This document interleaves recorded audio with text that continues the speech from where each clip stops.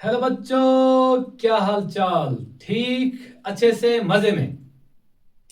हम आज यहां पर फिजिक्स का एक और लेक्चर उठाने वाले हैं जिसका नाम है human I and the colourful world. ऐसे पढ़ाऊंगा इस चैप्टर को, ऐसे पढ़ाऊंगा। वो कहते हैं ना कि इसको मैं निचोड़ दूंगा और जो उसका रस निकलेगा वो आपको पीना पड़ेगा। कुछ ही लेक्चर्स का टॉपिक है ये, कुछ ही लेक्चर्स का चैप्टर है ये। पर आपको क्या करना होगा, आपको वीडियोस के साथ बने रहना है, जिसके साथ साथ आपका क्या हो जाएगा, आपका जो कंसेप्ट, प्रीवियस कंसेप्ट जो हमने आज लाइट में पढ़े हैं वो हमें यहां पर रिपीट हो जाएंगे। ठीक है, तो मैं यहां पर आपको रिक्वेस्ट करता हूं कि आप आ जाओ, मिलके इस फिजिक्स का खात्मा कर देते हैं, मिलके इस ह्यूमन आई को यहां पर खत्म करते हैं। ध्यान से देखेंगे मेरी जान। सबसे पहले अल्लाह ताला ने हमें दो आंखें दी है। हमारे पास दो आंखें होती है जिसकी वजह से हम क्या करते हैं, हम 180 डिग्री पर देख सकते हैं। ऐसे देखो, हम 180 पर देख सकते हैं। अगर हमारे पास एक ही आंख होती तो हम पूरा नहीं देख सकते। समझो, ऐसे अगर मैं ऐसे होता, ऐसे अगर ये वाला आंख बंद होता, ये वाला खुला होता, तो मैं इतना ही पोर्शन देख लेता। लेकिन अल्लाह ताला ने क्या निजाम दी है, दो आईज दी है, स्ट्रेट एक ही लाइन पर दो आईज दी है अल्लाह ताला ने, जिसकी वजह से मैं 180 डिग्री पर देख सकता हूं।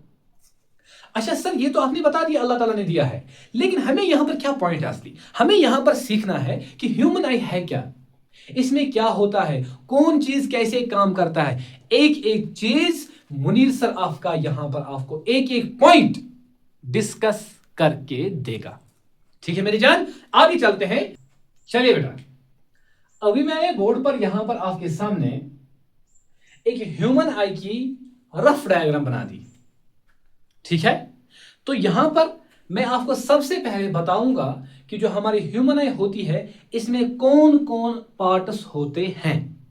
सबसे पहले अगर मैं बताऊंगा बेटा, जो हमारी ह्यूमन आई होती है, सबसे पहला पॉइंट अगर एग्जाम में सवाल आ गया तो आप ये पॉइंट लिख के आओगे कि जो ह्यूमन आई होती है वो होती है स्फेरिकल इन शेप। सबसे पहला पॉइंट। और दूसरा पॉइंट आप मेंशन करोगे वहां पर, जो डायमीटर होता है आंख का वो होता है 2.3 सेंटीमीटर अप्रॉक्सीमेटली। ये दो पॉइंट सबसे पहले मेंशन करोगे कि जो हमारी आंख होती है वो स्फेरिकल होती है और जो उसका डायमीटर होता है वो ऑलमोस्ट अप्रॉक्सीमेटली 2.3 सेंटीमीटर होता है। अच्छा सर, ये तो मुझे क्लियर हो गया, डाउट नहीं रह गया मुझे। ये दो पॉइंट्स में एग्जाम में आराम से लिख के आऊंगा, लेकिन सर करना क्या है फिर, मुझे बता दीजिए ना, मुझे पोजीशन बता दीजिए, आप करना क्या है फिर आपको ह्यूमन आई की डायग्राम बनानी पड़ेगी। रिसेंटली पेपर में, रिसेंट वाले पेपर में 25 के पेपर में आया था कि ह्यूमन आई की डायग्राम बना दीजिए, ये बनाना था। इसके 3 नंबर आ गए अकाउंट में। सबसे पहला आप ह्यूमन आई बनाओगे जो कि ऐसा दिखता है, ऐसा ऐसे जैसे मुनीर सर ने बनाया है ऐसा ऐसे दिखता है, ऐसा ही दिखता है ह्यूमन आई। लेकिन यहां पर हमें अब डिफरेंट पार्ट, कौन सा पार्ट कहां पर होता है, किस पार्ट को क्या नाम बोलते हैं, कौन पार्ट कौन सा काम करता है, सब एक एक करके यहां पर हमें सीखना पड़ेगा।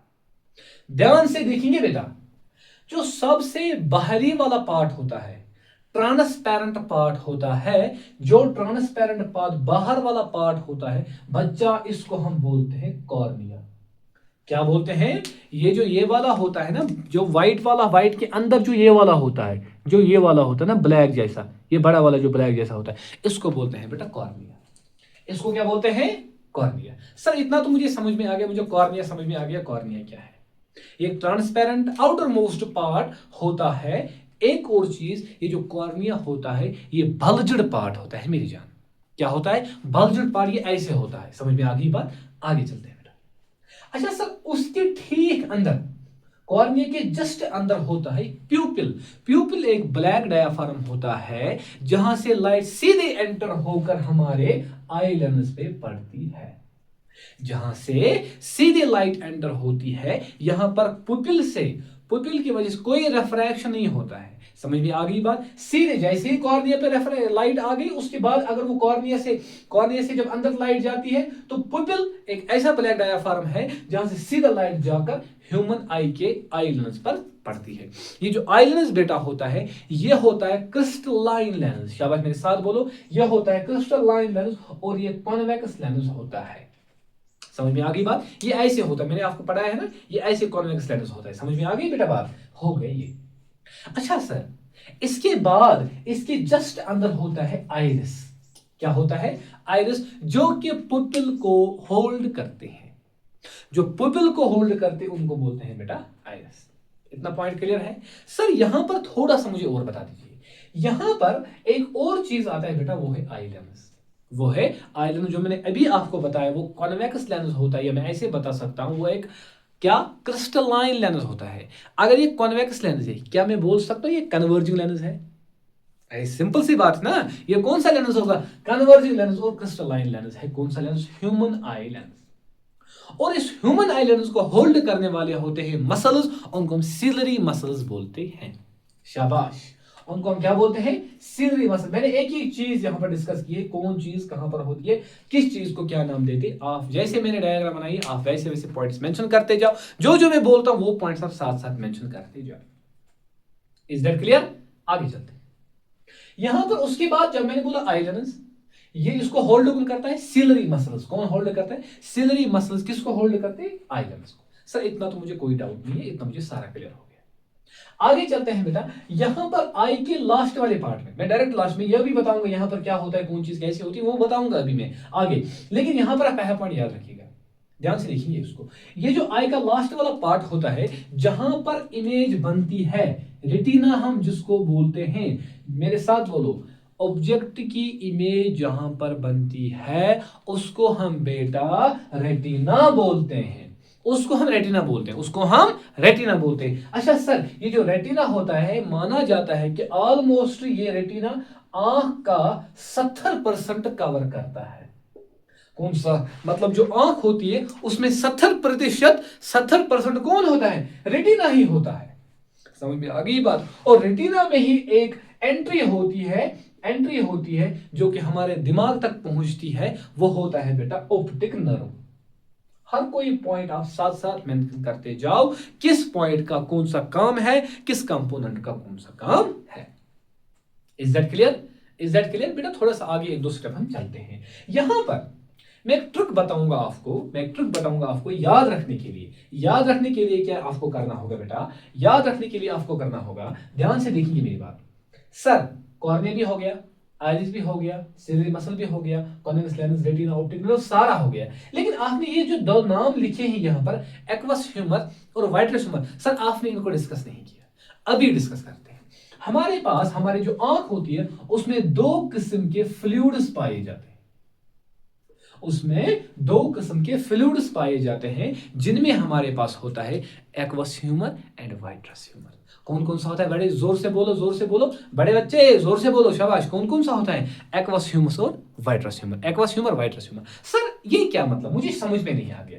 याद रखना, जो फ्लूइड आई लेंस और कॉर्निया के दरमियान होता है, जो फ्लूइड आई लेंस और कॉर्निया के दरमियान होता है, उसको हम बोलते हैं एक्वस ह्यूमर। उसको हम बोलते हैं एक्वस ह्यूमर। और जो फ्लूइड यहां आई लेंस और रेटिना के दरमियान होता है, उसको हम बोलते हैं वाइट्रस ह्यूमर। उसको बोलते हैं वाइट्रस ह्यूमर। सर मुझे याद नहीं रह गया। सर मुझे कोई ट्रिक बता दो। आपने पढ़ा होगा ABCD में ABCD, लास्ट में क्या आता है? VXYZ, आपने पढ़ा होगा यहां पर। लेकिन सबसे पहले क्या आता है? एक्वस ह्यूमर को सबसे पहले, अगर यहां पर अल्फाबेट्स में A आता है तो आंख के पहले वाले पोर्शन में एक्वस ह्यूमर आएगा। यहां पर ट्रिक याद रखनी पड़ेगी आपको, ये ट्रिक आपको याद रखनी पड़ेगी ताकि आप भूल ना जाओ। इसीलिए और किसके लिए? यहां पर अगर मैंने A लिखा है, A सबसे पहले आता है, तो आंख का जो पहला वाला पार्ट, उसमें कौन सा फ्लूइड भरा पड़ेगा? Aqueous humour. अच्छा सर, लास्ट में यहां पर V आता है, और लास्ट में कौन पड़ेगा फिर? लास्ट यहां पर कौन पड़ेगा फिर? Vitreous humour. सिंपल सी ट्रिक मुनीसा ने बताई है, कभी भूल नहीं जाना है।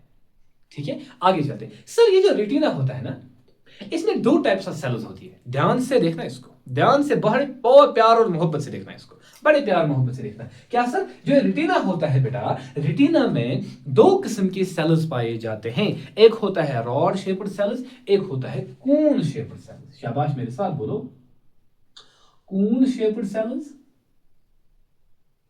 ये हो गया एक, फिर है रॉड शेप्ड सेल्स।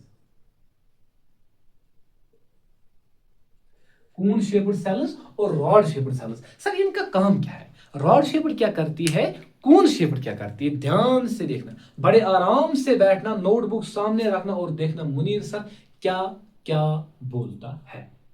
ध्यान से देखना इस पॉइंट को। सर सबसे पहले अगर आपने कून सेल्स, कून का मतलब सिंपली आप बताओ बेटा कलर। इसका मतलब है अगर रेटिना पे ऑब्जेक्ट की इमेज बनती है तो उसका कलर एनालाइज करने के लिए हमारे पास है कून शेप्ड सेल्स। तो मैं यह बोल सकता हूं जो कून सेल्स होती है, जो कून शेप्ड सेल्स होती है, उनका काम होता है ऑब्जेक्ट का कलर देना। उनका काम क्या होता है? ऑब्जेक्ट का कलर देना। यहां पर कून शेप्ड क्या देगी? Colour of object. Cone shaped रखो कलर, तो कून शेप्ड क्या देगा? Colour of object. अच्छा, रॉड शेप्ड को रख लो याद। रॉड शेप्ड मतलब आर मतलब रात, आर मतलब रात। ये वो रॉड शेप्ड वो सेल्स होती है जो कि हमें देती है इंटेंसिटी ऑफ लाइट, जो कि हमें देती है इंटेंसिटी ऑफ लाइट। आर मतलब रॉड शेप्ड सेल्स मतलब रात, और रात में हमने क्या याद रखा है? ये देती है इंटेंसिटी ऑफ लाइट। हमारे पास रेटिना में दो किस्म के सेल्स होती है बेटा, एक होती है रॉड शेप्ड सेल्स, एक होती है कून शेप्ड सेल्स। और जो कून शेप्ड सेल्स ये देती है कलर ऑफ ऑब्जेक्ट, और जो रॉड शेप्ड सेल्स होती है वो देती है intensity of light. Cone shaped पे ऐसे सी, कून शेप्ड है ना, सी से मतलब कलर, सी से मतलब कलर, और आर से मतलब यहां पर रात। और रात में हमें, या मैं ऐसे बोल सकता हूं, जो रॉड शेप्ड सेल्स होती है वो हमें देती है शाबाश इंटेंसिटी ऑफ द लाइट, जो कि ऑब्जेक्ट से आती है। Is that clear? जो जो पॉइंट्स मैंने बोर्ड पर लिखे, हर एक पॉइंट आप मेंशन करते जाओ, हर एक पॉइंट आप याद रखते जाओ, हर एक पॉइंट आप नोट करते जाओ, ताकि आपको एग्जाम में कोई दिक्कत ना हो।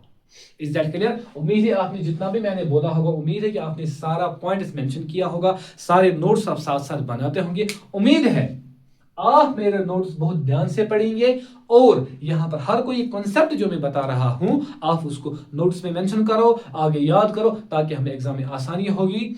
मिलते हम इंशाल्लाह नेक्स्ट वीडियो में, तब तक सिर्फ ब्लेस्ड।